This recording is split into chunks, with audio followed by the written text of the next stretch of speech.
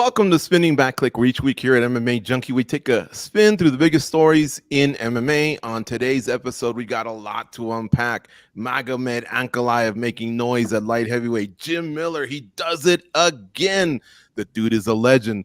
And a lot of huge fights were signed this past week, including a matchup in the strawweight division, a historical matchup in the strawweight division. All right, Gorgeous George here on the con, and look at the distinguished panel we have for you today. SBC creator goes from MMA Junkie Radio. He's in Las Vegas. Dan Tom also in Sin City. Wait till you hear him unleash. Nolan King is in Boston, freezing his ass off probably. Another great talent that we have here at MMA Junkie. Cold coffee on the ones and twos. But before we get started, if you could kindly hit that like button, let's just say I wouldn't be mad at you. That'll jolt the algorithm or something like that. Please, we'd love you. All right, guys, it's been about a month since we saw fights in the octagon, so let's start there. We're ultimately here for the competition, right? Let's begin with that main event at this past Saturday's UFC Fight Night 234. Magomed Ankalaev viciously finished Johnny Walker in the second round of their encounter, and now it appears we might have our next title fight in the making. Alex Pereira versus Magomed Ankalaev. Or do we?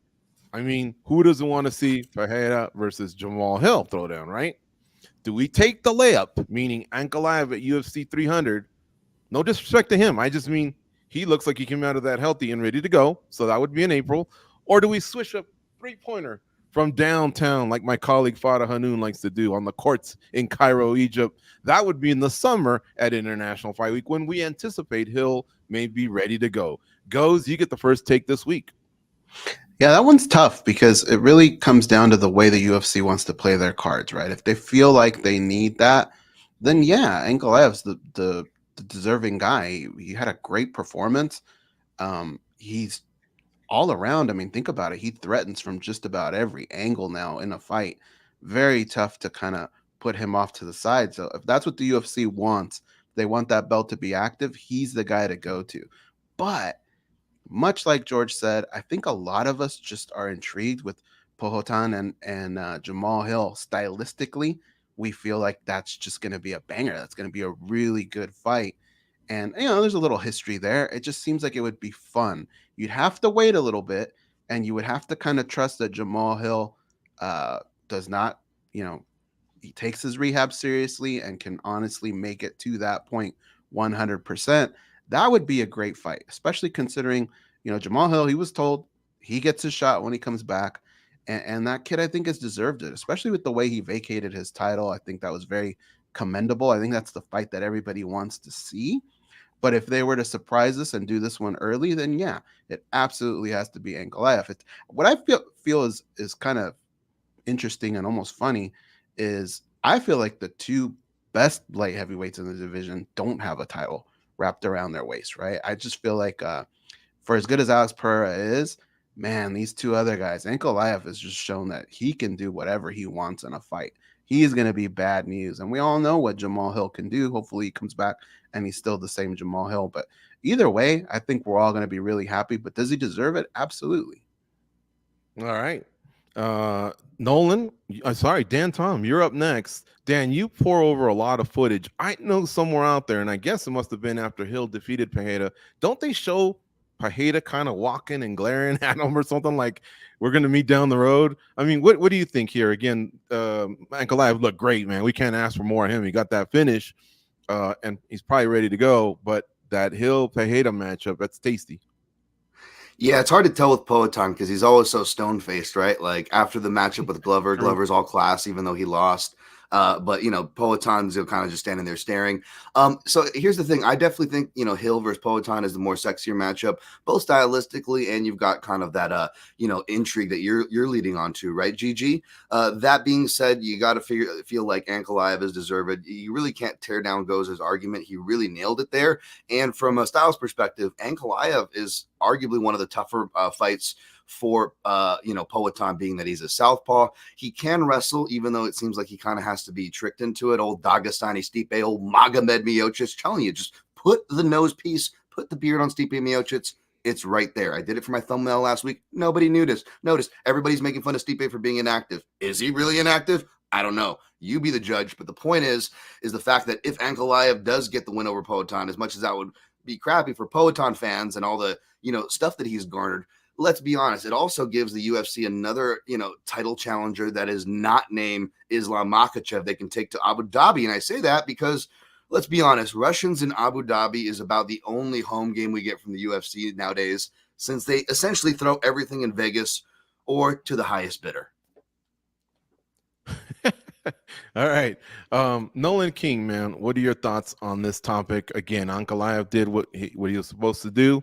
Looked great, got the finish. But I may note, Ramadan is from like the first week of March to the first week of April. So though he could fight, a lot of his training camp would be during that religious holiday observed by the Muslims, where they don't drink or eat. They don't consume anything during sun up. Now, that said, a guy like Bilal Muhammad has had no problems with that, but others have tried to stay away. Yeah, I mean, for me, what it comes down to right now, first of all, Ankalaev looked great, as everybody said. Really impressive performance. Good way to kind of shake that idea that he's a boring fighter, which I know sometimes he's not put on the most exciting fights, but he does have a really solid highlight reel. So if people look beyond the last few fights prior to Walker, I think you'd see that he has that ability to really make things explosive when he fights somebody that's willing to also be exciting with him. With all that being said, I think both of these matchups are great. I'd be interested in both. Really what it comes down to at this point in time, when you have a champion that's ready to go and is not necessarily being forced into another fight, like we've seen Pereira kind of teasing 300 and putting kind of these cryptic like math sort of equations out there that involve 3.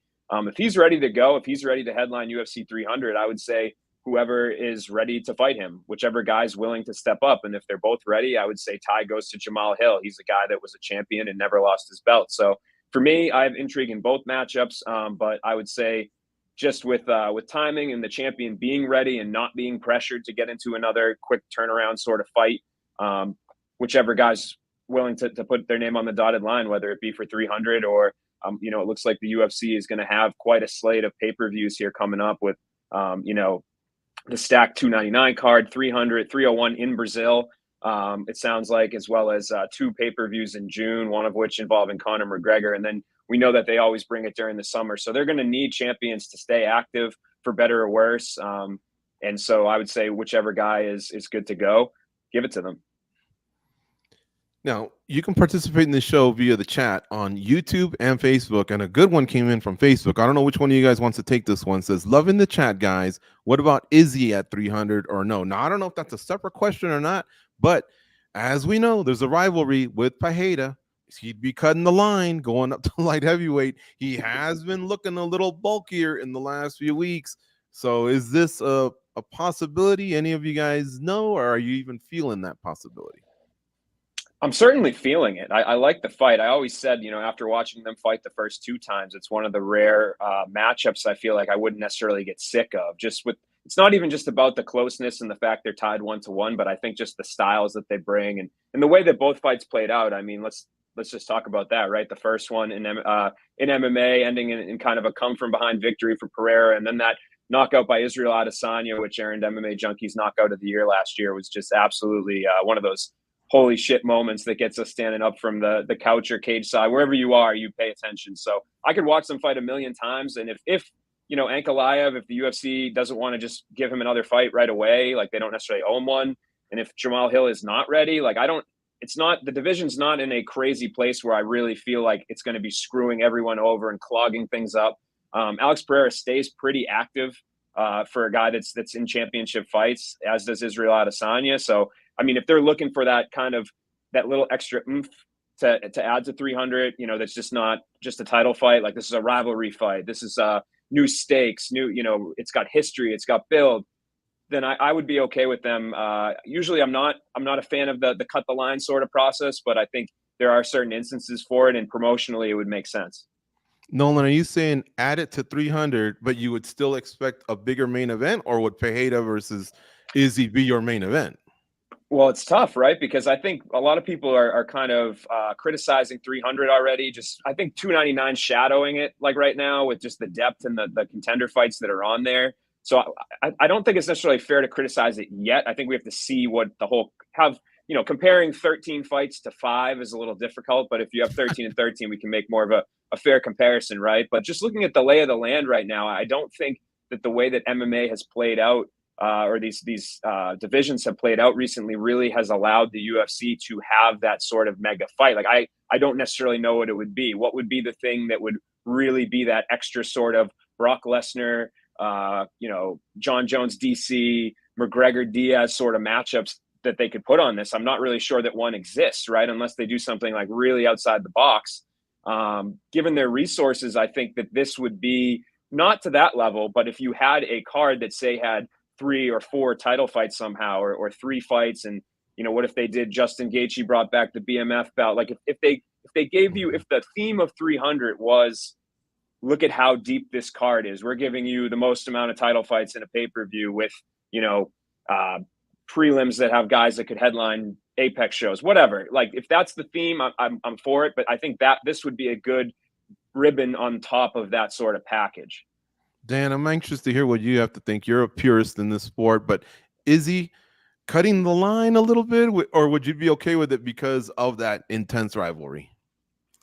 I'd be okay with it because what Nolan said, I don't think it's a full excuse. And again, what Nolan said, we ultimately have to wait, but he brings up a good point where, the way the MMA plays out, there are these folds where you could be in one of the most stacked golden era of times, even in the, Brock Lesnar, Jim Miller era, the 2 names getting, like we're back in 2010, but you could argue maybe there's a pocket there where you pull, a big, 10-pull event, and, your stars aren't just as available. Now, I do believe the UFC also has to blame for this because of their business model. They haven't really been too into building stars, and the stars they have built, say what you will about McGregor, and yes, he does put a lot of those bullets in his own foot.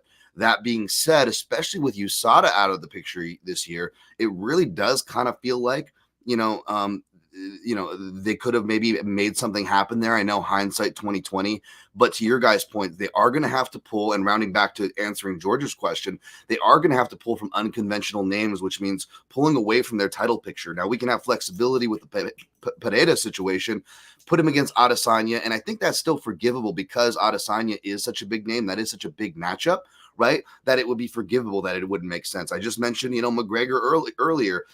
Poirier has had enough time to recover from a KO loss. And, if you wanted to, put him versus, McGregor versus Poirier, well, you'd be doing it, for what, 4 times? But we've done, that in a row consecutively with lower value names. And I hate to say that because flyweight always gets shade, but I'm talking about Figueiredo, Moreno. We did it with them. Why not with a big money name like McGregor? Like, you don't really need the matchups that make sense, to your point, for 300. And at this point, that's exactly what they're going to need if they're going to, fill the big words that Dana himself put out there multiple times about this event.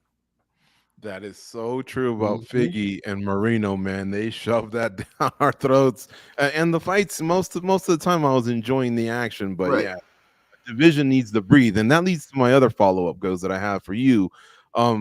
Okay, this weight class isn't as deep as others. Why? Because we've had some major injuries like Rakic, Hill, now Blachowicz, like long periods where fighters haven't been fighting. John Jones, of course, moved up. And you got guys like Khalil Roundtree that are kind of making their way up, Nikita Krylov, but you also got like monsters over at like Nemkov, at least in our rankings, MMA Junkie and USA Today, Nemkov, Corey Anderson. So it's not as deep, right? The title's been rotated around as well. John Jones had it for a long time, now it's been passed around, and you've had a few even had to have it stripped. Do you find all this in a way at least appealing, or do you wish it had a little bit more of the structure like the old days where Aldo, Silva, GSP, they were there and everyone was trying to get to them, and they would stake their claim and stake their greatness? A little bit of both. I mean, when you think about it, one of the golden ages of the division was when Randy Couture, Chuck Liddell, Vitor Belfort, Tito Ortiz, they all passed the belt around. And we had kind of a fun time watching that unfold. I think one of the problems of the weight class is it just feels like it's always going to be in the shadow of John Jones, right? No matter who's at the top, we're going to be wondering, well, would they have beaten John Jones? Like, he still kind of feels like he's that unofficial king of that division. I think it's going to be fun. I think between the injuries and some of the styles, we'll have good fights. I honestly think, though, man, like, I'm a big Jamal Hill fan. If he comes back 100%, I think we're going to have some good times. But if he doesn't, I feel like Ankalaev, he might hold on to that belt for a while. I think he might win it, hold on to it, and I think it'd be him for a while. But we can go either way. And to hit on that point before me, the UFC 300 cards, these guys kind of hit it on the nail on the head in the sense that, like, look, it's good, but I think when we're talking about 300, we have to kind of get outside of that bubble, and we haven't had that feeling yet. It feels like a stacked card, but we get stacked cards throughout the year, right? UFC 300 has to pop some way, and we need something to make that pop, and we still haven't really gotten that yet. And I think that's why a lot of us feel the way we do. Like Dan said, Dana White had some big words. He's still got some time, but whatever it is, it better hit pretty strong, because right now it just feels like a stacked card, and we've seen those. All right. Let's go to the chat here. Joey says, one of my favorite shows on a Monday morning. Thank you for saying that. I've seen you in our chat, so I appreciate you. This would be my message to all of you that do tune in every Monday.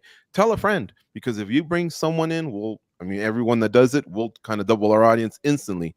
So give it a retweet or a follow, or a post on Facebook, on Instagram, on all of our socials. We basically promote the show. So if you can help us out there, that like button, very, very important as well. I'll read some more as we get to it. I'm seeing one foot out the door talking about Dricus and Strickland. We'll get to that. Trust me, it's on today's slate. But we're going to move on for now.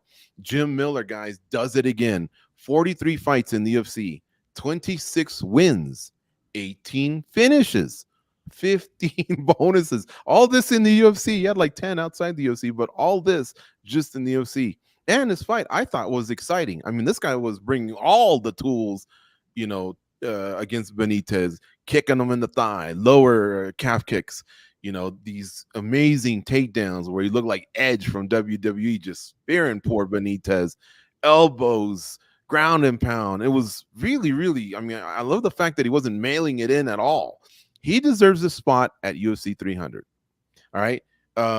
He's also got the big deal here. For those that don't know, he was on UFC 100 and 200. That's why everyone's cheering for him to fight at 300. In his post-fight interviews, two names were at the top of his tongue: Matt Brown, a welterweight, and Paul Felder, a retired lightweight, who, by the way, is still in the Asada pool and had a big smile on his face when the camera panned him. Which one of these two would you like to see him fight next? Dan, you're going to go first on this one. I say screw it. We need a title shot. Makhachev's out. Interim title, baby. Jim Miller. In all seriousness, no, even if the UFC went that lofty, like, could you really blame him for a guy like Jim Miller? Like, forget the Hall of Fame argument. I'm sorry, DC. Everyone's got a right to their opinion. But like Jim said, you can still be wrong with that opinion. And I think anybody is wrong if they are denying a guy like Jim Miller Hall of Fame status, not just for longevity, but for the division he competes in. It's just insane. Moves to 6-7 against fellow UFC level southpaws with this win over Benitez. Looks great. Don't like the position that Sean Shelby put him in, as far as like, oh, you'll have enough time to heal for 300. And of course, it's a 3-round war. Luckily, Jim Miller is able to get the finish and, come on top of that 3-round war. By the way, hasn't gotten one in 13 years in the third round since Kamal Shalarus, baby. Oh, man, I remember watching that fight, like getting ready for my own amateur fight back in the day. Like, that's how long this guy's been around, man. George said Edge reference. Like, that is a perfect age-appropriate reference. In fact, I would love for Jim Miller to enter through the crowd with some Bad Moon Rising for the UFC 300. Like, how badass would that be? But yes, as far as who is next, as much as I love Matt Brown, and I think that is the front runner for the fights that could get made, I don't want it because I'm both a Matt Brown and Jim Miller fan. I think that's a tough fight for him. I would love to see Jim Miller stay at 155 and add to his already impressive resume in that division. So hopefully Paulie Felder can make it, because that seems like a name that makes sense. And I don't, like we talked about earlier, there's not a lot of names, big names floating around out right now. Mm-hmm. I like it, Dan. Love the passion, man. You definitely are an old school guy, and I can't believe Shalarus. I haven't heard that guy's name in a long time. Did you guys know, by the way, at one point he used to eat at 8 p.m. one time per day? At least he told Goes and I that on MMA Junkie Radio like a dozen years ago. We remember that. Yeah. Kamal Shalarus, shout out to that guy. All right, in the chat, before I get to Nolan here, Nolan's up next because I want to get his thoughts here on which of the two. I saw something there that jumped out at me. He says one foot out the door says, hopefully Bruce Miller introduces him as Jim effing Miller, and I'm like, hell yeah, that just gets me pumped up even thinking about Miller at UFC 300 and how bad I want to see it. All right, Nolan, how about you, man? Who do you like here? Both I wouldn't complain about either, right? But for me, I do like the Felder matchup. I think there's been a little bit more of anticipation on that. There's also been, it's been part of Felder's one foot in the door, not to shout out the commenter, but there's been, when he's had one foot in the door, since he's come back, he said that Jim Miller's kind of the guy that's lured him back in. So for him to return, I think it needs to be something special. And so I wouldn't mind seeing Paul Felder fight one more time. And if this is going to be what has to happen to make that happen, I'm here for it. I think sticking it lightweight for Jim Miller would be smart. Not that he can't compete at welterweight, but I think he's kind of more of to me, he seems more of a natural lightweight going up to fight a more natural welterweight in Matt Brown. You obviously have the weight play into it as well. So Miller Felder sells itself for me. I think those are the sort of fights that if you really want to make UFC 300 special, that's the sort of fight you would book, whether it's on the prelims, which I'm guessing it probably will be. I'm not sure how if Bruce Buffer does go with the Jim effing Miller, they might not be able to show it, or they'd have to blank it out or something, which would be funny. But no, I'm here for it, man. Either option, but I'm definitely in the Felder camp if I had to pick one. All right, goes. How about you, man? Brown, Felder, something else? I'm not a big fan of the 170 part of this equation, right? For Jim Miller. But if I had to lean one way, it would be Brown. And I know that doesn't really make much sense, but I'm going to tell you why. With Paul Felder, the thing that I don't like is one of the reasons Paul Felder wants to come back is because, he got to experience what the Korean Zombie went through, right? His grand finale. People at home were getting tears. I can't imagine what it was like in that arena. And I feel like he deserves that as well. Okay. Paul Felder deserves something like that. And if he's looking to get that at UFC 300, I don't think it's going to work. No matter who you are, when you're fighting Jim Miller at UFC 300, you're going to be the heel in that fight. You're not the guy they're going to cheer for. They're going to cheer for Jim Miller. And I feel like that's going to take away a little bit from what Paul Felder's trying to accomplish here. I think he needs to have his own Jim Miller moment, his moment to be out there and for the fans to really appreciate what he has done for our sport. It's been pretty tremendous. And I think he deserves that. So that's the only reason why I wouldn't want it to be Paul Felder. But if I can go outside of that box, and we said this here a couple weeks ago, I think on Spinning Back Clique, I feel like Tony Ferguson would probably be like a good matchup for Jim Miller at 155. That would probably be my perfect scenario. I said that too, and I've gotten lambasted on social media. You're trying to get Tony killed.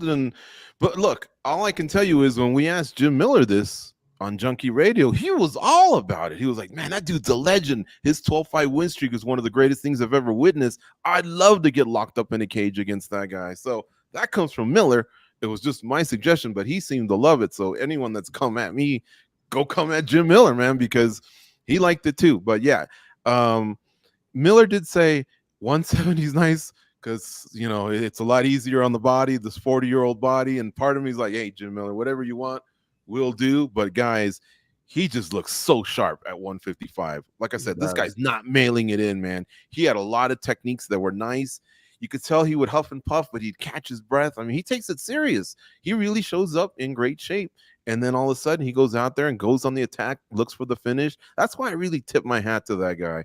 He's amazing. And like Dan said, anybody that's been anti-Jim Miller going in the UFC, man, I think you have to rethink your position. Or at least if this fight didn't do it, hopefully 300 does it. Or hopefully those stats that I threw out a little while ago do it. Because that is one amazing career that we may never see again. Guys, would you like to see him end it at 300, though, as we're saying all this about Jim Miller? Is that the perfect exit? Dan, real quick. Only if he got like a last-minute title opportunity, which sounds crazy. But again, for all the things UFC does, if anybody uses the dare deserved word, come on, how awesome would that be? Nolan, would you like to see him end it at 300? If you had asked me a year ago, I would have said yes. But the fact that he's 5-1 in his last 6, I'm kind of like might as well keep going, right? I mean, if Yeah. especially if he goes out there and wins, like shit, then you're 6-1 in one of the toughest UFC divisions in the last 7. I would say let's go to 400. Let's go. Goes. I wouldn't have a problem either way, but you know, you guys are right. He looked pretty decent in this last fight. But if he were to look good again at UFC 300 and get a good victory, boy, would that be like a beautiful send off, right? In Las Vegas, UFC 300, the fans would be going nuts. I don't know that you could beat something like that. So really, I think it just comes down to financially. If he seems pretty okay, you know, but he definitely seems like he could keep doing this at least till the end of the year. Yeah, man, we could talk about Jim Miller for a whole hour, but we got to move on. Great stuff, guys, covering every point here regarding Miller and his historical run. All right, so speaking of 300, the UFC added a fight, a title fight, no less. UFC strawweight champion Zhang Weili Zhang, excuse me, will defend versus fellow Chinese standout Yan Xiaonan. Was this the right matchup to make? Yay or nay? Nolan, we go to you. Yay. I think it was the right one. I know obviously you have Tatiana Suarez waiting in the wings as well, but I did give the tie to Yan Xiaonan.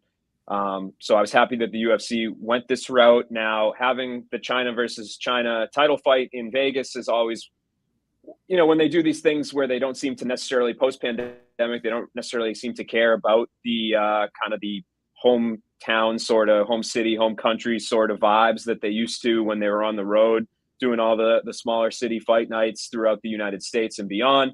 But I would have liked to see this one in China, especially where it seems like they owe China a card after the cancellation that happened in December. But we still don't really know what the case was with that. I've seen some reports out there that there was a permit issue, kind of a weird situation all around, right? So maybe there's something that's preventing the UFC from going there.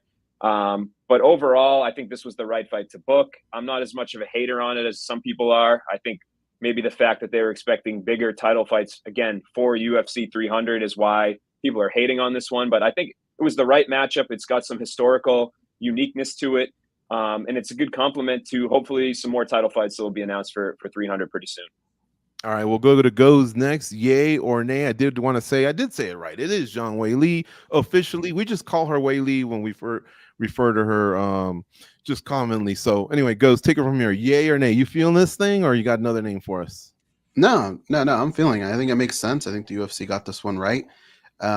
It's on a huge card. We don't know, depending on what else is going to be on that card, where the placement will be.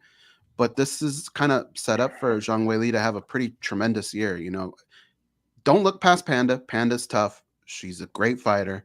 I feel like Zhang Weili may just be a little better in certain categories, but it's still a tough fight. I think what a lot of us are looking at, and I think what could possibly happen here, is with Tatiana Suarez and Amanda Lemos. If Tatiana Suarez can get that victory, then boy, does that build to a second fight this year. If Zhang Weili can get past Zhang Xiaonan, then we're going to have a great fight there. I think that's the one that everybody wants to see, and that could be a tremendous year. 2 big victories if Zhang Weili can survive that, because Tatiana Suarez is tough, and she is getting better. If those two meet later on in this year, it's going to be good for that division. It's going to be good for Zhang Weili. But I think they got this one right. I'm happy with this one. All right, Dan, how about you? Yay or nay? You feeling this matchup? Zhang Weili against Yan Xiaonan. I agree with Nolan as far as like defending it from a matchup perspective, even on a card that's being promised as UFC 300. I think it's just fine for that card, and I would defend it as a matchup itself. But I do feel the disappointment because you have the kind of that 50-50, like Nolan said, and I also kind of edged it to Yan Xiaonan. But part of my reason for edging it or suspecting that the UFC would make that matchup first before Suarez would be the amount of work they put into the Chinese market from the PI and stuff like that. You figured they would want to pay that off, which is what perhaps this matchup was originally intended for. And instead you're doing it in the literal backyard of where Tatiana Suarez trains. So it does kind of feel weird from that perspective. I will defend it from the matchup, but I will just say again, kind of shame on the UFC. It's like we're doing UFC, Mexico and Noche in Vegas twice. We're doing, road to UFC Korea with Japanese fighters in Vegas. We're doing the China versus China matchup that I just said that we would only make it because it's a China versus China matchup, but we're not going to use it for Asia. We're actually going to use it in Vegas. And it's part and parcel to this era of the UFC only going to Middle East, Vegas, and kind of whoever else will pay their site fees. But then also, this is kind of a long-standing trend, whether we're talking about the recently canceled Korea card on top of this canceled Asia card, back when Rick Lamas was supposed to fight BJ Penn in the Philippines, the road to UFC, Singapore, Korea, Japan, the fact that for the last decade, we do, for Dana White, we don't do woke-s in the UFC. They do Pride Month. They do literally every awareness month possible, except for the last decade, ignoring Asians. They pretty much ignore Asians on every level and checkbox. So anybody keeping score at home, this is no surprise. And Dan, they haven't even gone to Hawaii either, man. That's pissed me Nope. off for a long time. They've Nope. had Hawaiian star after Hawaiian star. Yeah, I feel you, man. I feel you. They have You laid Asians, it they out have Asian Americans, Pacific Islanders, all incorporated by those little BS awareness months where all they got to do is put out one little thing and replay it the whole month like they do everybody else, with the Michael Chandlers of the world, right? They couldn't even do that. They couldn't even give us that. I don't know. So whatever. I wish they also would go to Japan more often, man. Pride Yeah. came strong with some shows back in the day, and Oh, yeah. when they've gone there, Dana's even said, "Man, we need to come back here more often." He's been in attendance at Pride shows when he went with Chuck Liddell, like in 2003, 2004, put 500 grand that he would make it. I think he was supposed to take down a middleweight tournament, which was their version of light heavyweight at the time. He was Yeah. there on the commentator's desk. Yeah. In the early 2000s. He loved it out there. He said some great things about Japan. So anyway, maybe he got traumatized though too, because it didn't go his way. But yeah, maybe that was the other part of it. quick follow-up here. This would be Zhang Weili's third title defense if successful. She would be in second place when it comes to title defenses at strawweight. Joanna Jędrzejczyk has 5. She holds the record. Where do we start ranking Zhang Weili if she can get past this tough test? What do you think, Nolan? I think you can start having that conversation for sure. That's actually a good point. Maybe we're overlooking her a bit. We're not necessarily taking her for granted, but I think she's going out there and kind of started to peel away where some of these fights aren't necessarily competitive, right? So you look at the Joanna era, I feel like she had a little bit, maybe her hands full a little bit more at times, or a little bit more back and forth battles like the one she had with Weili. So I don't know. I think maybe after this we can start having that debate, and then maybe another one would put the cherry on top of the cake. Mm-hmm. Zeke in the chat goes, he threw something out. What about that whole talk about Zhang Weili and Alexa Grasso? So I know it's probably too soon. Sort out your divisions first, right, between these super fights. But there does have a wow to that matchup, which is kind of what we've been complaining about that UFC 300 may have been lacking. Would you have been into that at all? Or does Alexa need to address Shevchenko and like I say, just address their own divisions? Yeah, Alexa has her hands full right now. It's intriguing, but I think way further down the line. Mm-hmm. All right, I'd say it's a good problem to have. I just want to say that's a good problem to have. That's a good problem to have for the women's divisions, right? Like we haven't really been able to say that in a minute. So yeah, I agree. Yeah. And flyweight right now is kind of a bit of a cluster too. Like obviously we have this rematch, this trilogy fight that's going to happen at some point, but both people are coming off injuries, and then you got the Blanchfield Farrell fight coming up. Yeah. So that's when I said earlier the thing about Izzy and how I don't like divisions really being like held hostage for those sort of moves. I feel like while it wouldn't necessarily hold strawweight that hostage right now, I think it would certainly be holding flyweight hostage. There's just too much of a jam right there, I think, for that to happen right now.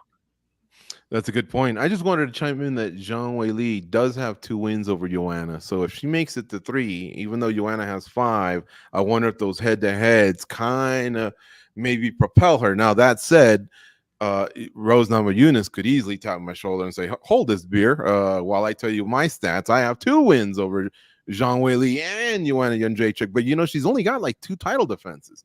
So now she's going for it, though, at flyweight. So who knows? Maybe she's trying to build something along the lines of what Amanda Nunes did, and that's superstardom at two weight classes. Anyway, moving on here. All right, so let's talk about some of the other great fights that were booked this past week.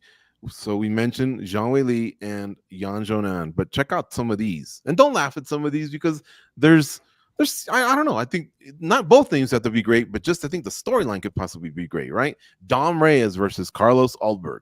Brandon Moreno versus Brandon Royval too, because Amir Albazi has dropped out. So the first one's in Atlantic City. The second one's UFC Mexico. Rose Namajunas versus Amanda Ribas. Oh my God, man. Amanda Ribas is a gangster. So is Rose. I really love that one. I may have just tipped my hand. Davison Figueiredo versus Cody Garbrandt. Sean Brady versus Vicente Luque. Tai Tuivasa versus Marcin Tybura. That matchup was already made, but it was moved to the Apex. They're going to headline a fight night. And Jermaine Durandamy comes out of retirement. She's fighting Norma Dumont. This is in April. Which fight are you most excited about? Goes. I kind of like fights that have a little bit of a storyline with them, and I think Davison Figueiredo and Cody Garbrandt tells a little bit of a story. I like that one because, look, either way, the UFC is going to win. The fans are going to win. If Davison gets another win here at this weight class, it really says a lot about his future, right, and what he could possibly do in this division. Rob Font's no joke. You know, you get a win here over a former champion in another division, Cody Garbrandt, and now you're cooking, right? So you got that storyline on one side, and then you got Cody Garbrandt, who I think has looked pretty good as of late. I think he's showing shades of his former self. There's certain things that he's had to kind of get through, and I think he's kind of going over that hill, and I think he's getting past all that stuff. So I think this fight, it's going to be a banger. They're going to go at it. I think it'll be a lot of fun, and if Cody Garbrandt gets a win, well, you know, he's a former champion. He's very likable. I think that could put him in maybe that outside looking in position. And in a division like that, man, there's just so many good fights. I want to see a little bit more out of Cody Garbrandt in the next year and a half. I think the storylines here, I think it sells itself. I think it's a great fight. Figgy versus No Love for Goes. Dan, how about you, man? Any of them got your tail wagging? I'm not even trying to be contrarian Dan Tom here, folks, but I honestly think outside of maybe Namajunas Ribas, which is just a fine whatever matchup, I think these are all kind of garbage matchups. Figueiredo versus Garbrandt, it's terrible. Guys, you guys know this. I've been saying it since we've been on Junkie Radio like half a decade. Nolan knows this because he knows everything. He's just awesome. But guys, Peter Yan versus Davison Figueiredo has been the fight to make it. I've been calling for that since before Davison Figueiredo became the flyweight champion because he was a natural bantamweight. So it didn't surprise me at all to see him come up here and win. And now we're going to have him step back, maybe not name-wise because Cody Garbrandt's a name, but Garbrandt, you know, any kind of pressure. You look at that like Trevin Jones fight, even in the third round and stuff, like his reactions aren't the greatest. I know he beat Kelleher, but I don't think that's a great matchup at all. Brandon Moreno versus Brandon Royval too. Oh my goodness, guys. We haven't had any rematches at flyweight, much less any rematches since 2021. That's sarcasm because literally it feels like 70% of the matchups do it. It's been since 2021. Sorry. Rematch City. I hate writing up rematches. Oh, another rematch. Oh, Carlos Ulberg versus Ramirez. Two guys that don't even need big names or matchups right now. They both need get right fights in different stages for different reasons. Oh, but no, let's do the classic. Let's torture a guy who is a name who really needs to get right in Dominic Reyes, but he's having severe chin problems. Let's put him against a striker. Yeah. That makes perfect sense. Oh, how about Sean Brady versus Vicente Luque? Another matchup dynamic that I love where we're taking the young prospect and putting it over the older guy, and you get all the disrespect from the odds to the pundits all piling onto the older guy. But what makes it worse is this older guy, Vicente Luque, he may not look older because he's a handsome devil, but he's had a brain bleed. You know, and I know Sean Brady isn't the biggest striker, but again, kind of like, you know, who did we match up Luque before this? It was another, you know, hyped guy, Ian Gary. I hate those type of matchups. Tai Tuivasa versus Marcin Tybura, heavyweight, Apex, headliner. Need I say more? Guys, I love Arlovsky, but, you know, and it's mainly due to Salsa Boy, my least favorite fighter on the roster, definitely at heavyweight. But we've seen what heavyweights do on main cards on fight nights. There's a reason why I S all over it, all over my columns, and 99.9%, and that's a generous stat. I'm right. It goes to decision. It's over. It's boring. We're going to put that in the main event. And Jermaine Durandamy versus Norma Dumont. I'm just going to do the Barack Obama gift, the shrugging and looking around. There we go. UFC matchmakers, you want a consultant? I'm right here for you, guys. I'm right here for you. All right. All right. Dan's not feeling any of them, but you kind of like the Amanda Ribas and Rose a little bit, right? Just a little bit? That was acceptable. That was a C+. Okay. Yeah, that was acceptable. Amanda Ribas gets down in her fight. So does Rose. Nolan, how about you, man? Are you digging any of these? I mean, I'm not even sure how I can follow that now. I feel like whatever I pick is going to there's already an argument against it. But, you know, I think there is some truth to what Dan's saying.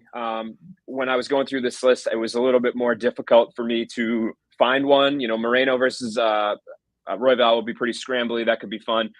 For me, I do like the Luque versus Brady matchup, at least in terms of, I think it moves one guy up the ladder a bit. I think for Sean Brady, he can kind of get that momentum continued from the Gastelum fight. Luque obviously can get in there and compete, which he didn't get to do in December, unfortunately, because of Ian Gary's pullout. I am a big fan of them having the domestic fight night events again. I think those have were one of the, when people talk about the apex, right, and how many shows there are there, really, these are the sort of fight nights that are the reason, these were something that went away during the pandemic, right? This was what was lost out of the UFC schedule. So for these to kind of be creeping back in, whether it's tourism boards paying for them to come or whatever, I do like seeing them. And I do like the homecoming factor that Sean Brady, an hour from Philadelphia, will have that community there, and some of those fighters will get to be supported. So that's and the other thing, really, the reason I circle this is I kind of find it to be maybe one of the more competitive matchups on here. Like there's some that I felt were maybe a little bit, you kind of can predict who's going to win, or there's the balls, there's a strong favorite in it, but I felt like this one perhaps will be over the span of 5 rounds a little bit more competitive than the rest. But Dan Tom has me rethinking life after that one. I'll throw my hat into the ring. I like fighters that are on the verge of historical significance, which, by the way, once you win a title, you're there, right? And anything you add to it is gravy. I think Jermaine Durandamy is a pretty interesting young lady. She's a police officer in Holland, for those that don't know, just recently became a mom. But, I mean, she has got a hit list, guys. She's beaten Larissa Pacheco, who we all are, speaking so highly of in the last few years. She's beaten Holly Holm. She's beaten Aspen Ladd, Raquel Pennington, who's fighting for a title this year, Juliana Pena, who's won the title. So that's 3 major belt holders. And again, she held the featherweight title at one point when the UFC inaugurated it. Imagine if she can come in and at some point, I'm sure she wants to make a run at this title, because Pennington and Pena both have wins. One's fighting for the title. The other one might be next. So Norma Dumont is a stiff test. Now, I think the featherweight division was pretty much garbage most of the time, but she did win her belt. It wasn't her fault. She basically made her living more as a bantamweight. So I wish her the best. We'll see if she can do it. She's 39 years old. Another thing, too, kickboxing. She's like 46-0 as a kickboxer. That's pretty damn incredible as a combat sports athlete, if she can add another belt before she's done. I was excited to see her back in the running, especially since Nunes has been out, and Nunes has been the one to hang 2 L's on her in the last decade. Anyway, all right, topic 5, UFC 297. It takes place on Saturday in Toronto, Canada. Goz and I will be hosting a watch along for UFC 297. It starts at 8 p.m. Eastern, 5 p.m. Pacific. That's for the 4 fights, the 4 featured prelim fights on the card. So everybody gets those for free around the world, right? But in the United States and a few other select countries, that main card is a pay-per-view. Some of us may not elect to pay for that. So why don't you watch the fights along with us, and we'll tell you what's happening in real time. 10 p.m. Eastern, 7 p.m. Pacific for that. All right, so guys, we have 2 title fights at the top of the bill. Sean Strickland defends his middleweight title versus Dricus du Plessis, and as I mentioned, Raquel Pennington and Mayra Bueno Silva will compete for the vacant bantamweight title. All right, who isn't looking forward to the press conference? It's going to be crazy, right? Who isn't looking forward to the fight? But zeroing in on this main event, what are you expecting and hoping for from these 2 great middleweight combatants? Dan Tom, start off, please. I'm just hoping that we don't get any more tough 5 reboots of Bobby Southworth, and Chris Lee, but you fatherless bastard. Sorry, that you could clip that. Like, MMA fighters with daddy issues never die. It's evergreen. So many people in this space have them. But listen, it's life. These things happen. These things happen in MMA, and ultimately, it's the fight that decides what the title is. That's what I'm looking forward to most. Obviously, Sean Strickland trains out of Extreme Couture, my backyard, with my guy Eric Nixick. That being said, that doesn't mean I pick Extreme Couture fighters every time. And in fact, I picked against Sean Strickland when he fought out of Sanya. That being said, regardless of what my pick is, folks, I will say this. This is going to be a dangerous match, and Dricus du Plessis is a live dog. Say what you will about his antics outside of the cage. say what you will about some of the unfavorable highlights that he also has inside of the cage. The guy might not be pretty, but boy, is he effective. And this feels like a classic. Like, I feel like we haven't had a middleweight fight like this since like Evan Tanner and Rich Franklin. I don't know if I'm just doing the eye test here, but this feels like a classic middleweight title fight here. Yeah, exactly. Nolan, I'm gonna give you some odds too, since Dan did put it out there. You know, he will be doing his breakdowns. Check it out towards the end of the week on MMA Junkie. Also does a great job of breaking down the fights on his podcast, Protect Your Neck.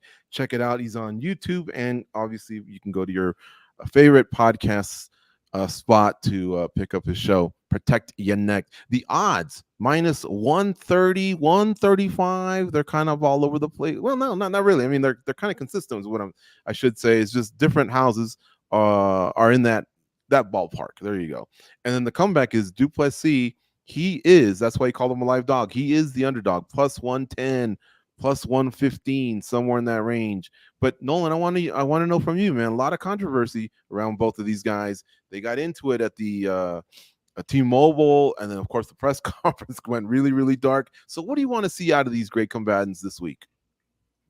I mean, for me, I just want to see a great fight right at the end of the day. And I honestly think we kind of have one. This was when we were doing our staff picks, submitting them. I was going through it last night. And this is a kind of a tough fight for me to pick, right? Because I think when you have two guys who you've seen at their lows sometimes, or maybe they haven't looked great. Like we've seen Sean Strickland go out there and just get absolutely knocked out by Alex Pereira. We've seen times where Dricus would go in there and win, but you'd be like, man, I don't know. Like, there's no way this guy wins his next fight. Like, he has nothing left in the tank midway through the second round, and he's just kind of brawling and getting hit with all sorts of stuff. But the two performances that these two guys put on, and each one in their last outing, were so impressive and really made me question how much, how consistently can they put this on? But not only that, but how much better can they get better? Like, if they can, that's kind of scary, each of them, right? So for Dricus to go out there and absolutely pummel Robert Whittaker, for Sean Strickland to go out there and absolutely upset Israel Adesanya and absolutely largely one-sided performance. I mean, those are two sentences that if you had said that to me a year ago, like from today, when 2023 was beginning, I would have called BS on it. So if both of those versions of these guys show up, I think they honestly lay out a pretty interesting stylistic matchup. And I think that there's things going on in my brain that, for Dricus, like if he goes out there, he's aggressive and he's somebody that really brings it to Strickland. We've seen in the past where Sean can be kind of gun shy and he doesn't take damage well, but then also for Strickland, he should be if he's the guy that fought Israel Adesanya, he should show up, be able to, kind of move forward and use his technique and not be afraid and use that kind of awkward guard, which I'm sure Dan Tom could tell you more about if we probably talk about it for weeks and give you more of a technical breakdown than I'm giving you. But I just love this fight, man. And I'm sure if people get jazzed up, I get it, by Sean Strickland leaping and fighting Dricus. I mean, I'm not going to lie, sort of having it feel like an authentic rivalry is something that always inherently makes me more interested in a fight. But if you put all that aside, I do think stylistically this provides a very intriguing matchup, and I'm honestly really excited to see what happens. Mm-hmm.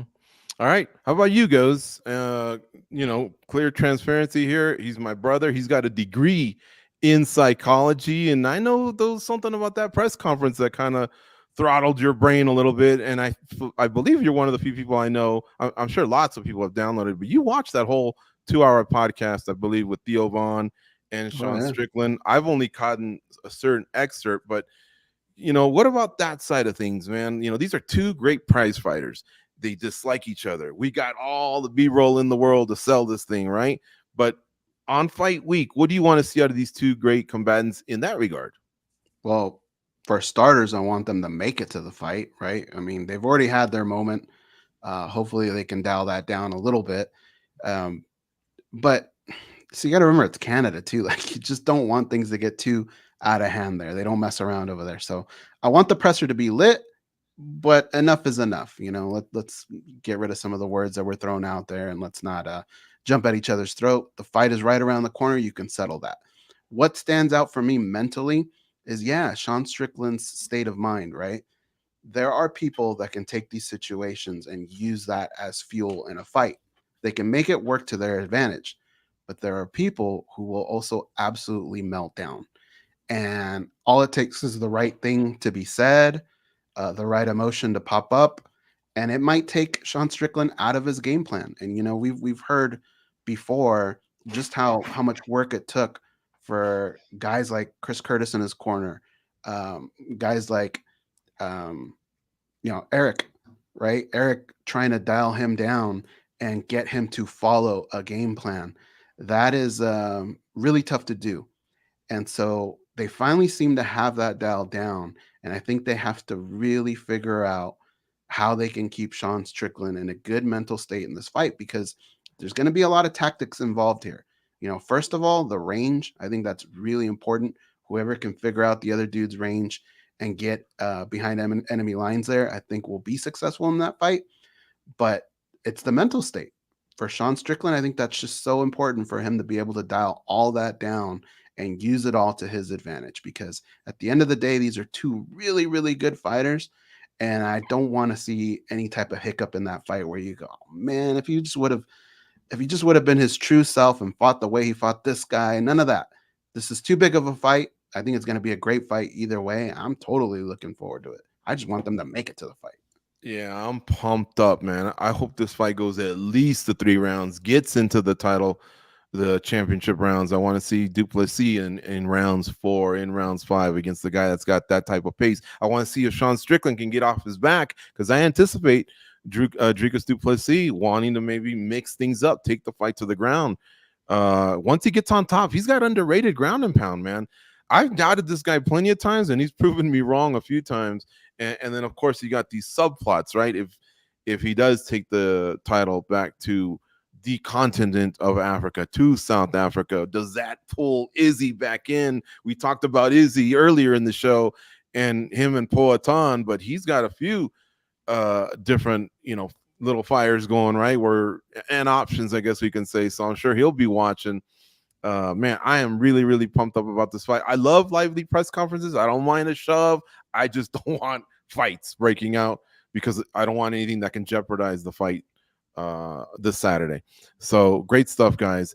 I did want to ask you guys something here in regards to have any of you heard about the alternate? Is there an alternate for this one, or are they just trusting that these two make it to the dance? For some reason, I don't think I've heard of an alternate. Any of you? I don't know. There should be 2 though. Yeah. All right. Well, obviously, if we hear of one, we will definitely have it on MMA Junkie for you guys. But yeah, for some reason, they always kind of promote it. Sometimes we hear about them behind the scenes, but we always, find out who they are. But I just haven't heard anything here. Anyway, you guys want to hear something funny? I boast about the talent we have here on MMA Junkie. You see them here on these panels every week. Our videographers are outstanding. So Abby does the artwork at the front of Spinning Back Clique every week. So talented. And then Ken Hathaway, Cold Coffee, he has been a beast in junkie picks, right, guys? The last few years. Mm-hmm. This guy submitted his picks while doing the B-roll on this show. I was like, what? I got an email here and I looked, and it was Cold Coffee submitting his picks. So this guy's like Tom Cat, that cartoon where he's just sweeping and doing stuff, multi-talented. But Ken Hathaway, man, I got to give him his props. He picks winners. He's already 5-0 to lead off this year. So shout out to Cold Coffee. The last you might not know this though, George. Nolan, Dan, myself, and Kenny were talking about this in our former staff picks champions group that we have. We have a meeting once a week. We were kind of talking about the same thing, but yeah, I could see when that information funnels down to the rest of you guys. I was close. I was breathing down Nolan King's neck, and then he went dark, dude. All of a sudden, he just wouldn't reveal his picks, so I couldn't go opposite, which was the only strategy I had. He's got a new strategy this year. He just it wouldn't have mattered. I went 10-0 in the last 2 events. So did you really? 0-10. I was just trying to help you out, man.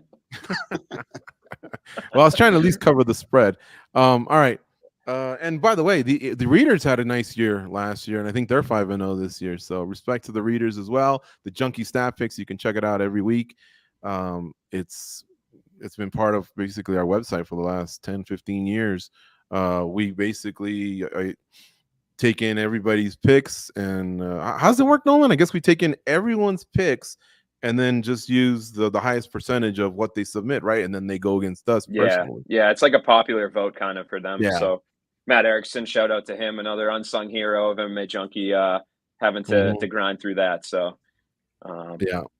We have time for one additional, so we'll go quick on this one. Aljamain Sterling, he's saying sayonara to 135. He's moving up to featherweight. And he kind of makes it sound like this could be permanent. I would imagine something could lure him back if it was huge. Well, I don't know. But what are your expectations from him, guys? Nolan, what do you think?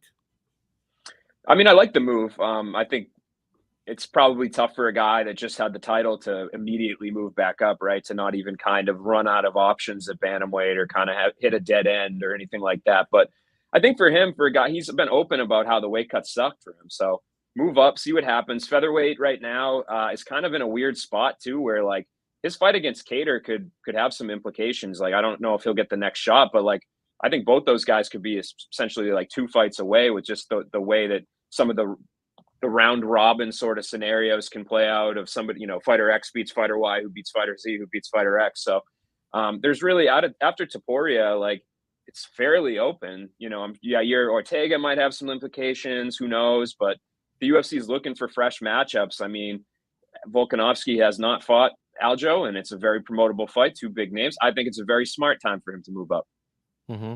Goes, we had a recent example in Pereira, got a win. Now, next thing you know, he's fighting for a title. Then we've had guys like RDA who had to get like 3 or 4 wins before he got started and take it seriously at welterweight. Came up a little bit short eventually against Colby Covington, if I'm not mistaken. But what do you think, man? What are your expectations from Sterling here? I kind of hate it, but I mean, I've always been told biggest frame at the lowest weight class. You know, lowest you can go, biggest frame. For Aljo, it's hard because if he's telling you he can't make that weight, you don't want him to put himself in that situation. But he just seems perfect for 135. If he can't do it, he can't do it. If it's a thing of maybe like a little bit more sacrifice, then I'd say, hey, it's worth that sacrifice because you're a beast there. At 145, look, some of the guys at the top right now are a little undersized, right? They're some of the smaller 145ers. So it's not like he can't do it. But I think, you know, overall, there's so many of them. I just don't know how long he can keep it up, what his body frame is going to look like at 145, but he's got opportunities up there. Dan, you see him at Extreme Couture, I'm sure. I mean, we've seen him do this. That dude is a big dude, Aljo. And he has been pretty vocal about the cuts, but what are your thoughts here? You like it? What are your expectations? Yeah, I was gonna say he is big out of camp. You know, and in the gym is in the gym, but like I haven't really seen him like, you know, going with big guys or anything to make any like calculations like that. I will say, like, you know, you look at the Nathaniel Woods of the world. I always doubt people going from 35 to 45, but they've been doing pretty good when they do go up there.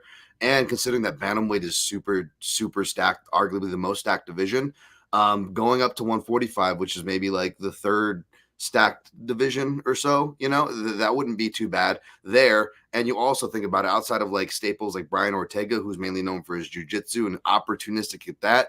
You've only got like Bryce Mitchell, who's been kind of fading out, and Mazvar Evloev as far as like the grapplers and submission grapplers. And Evloev's not really a submission guy. So you kind of have that role open. Like, who wants to be the submission guy? Who wants to be like the dangerous grappling guy here at 145?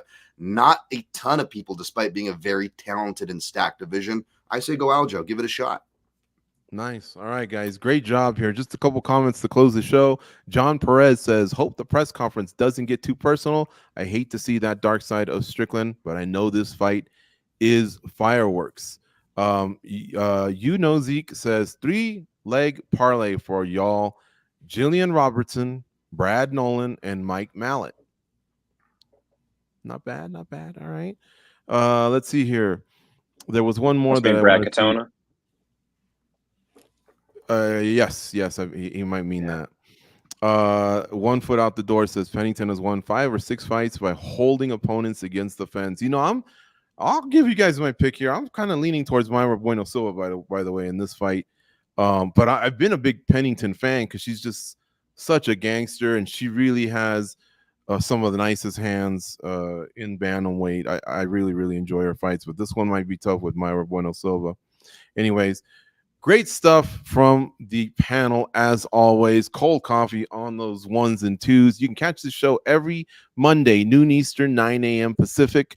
It's called Spinning Back Clique, and it's live now. It has been now for about a year.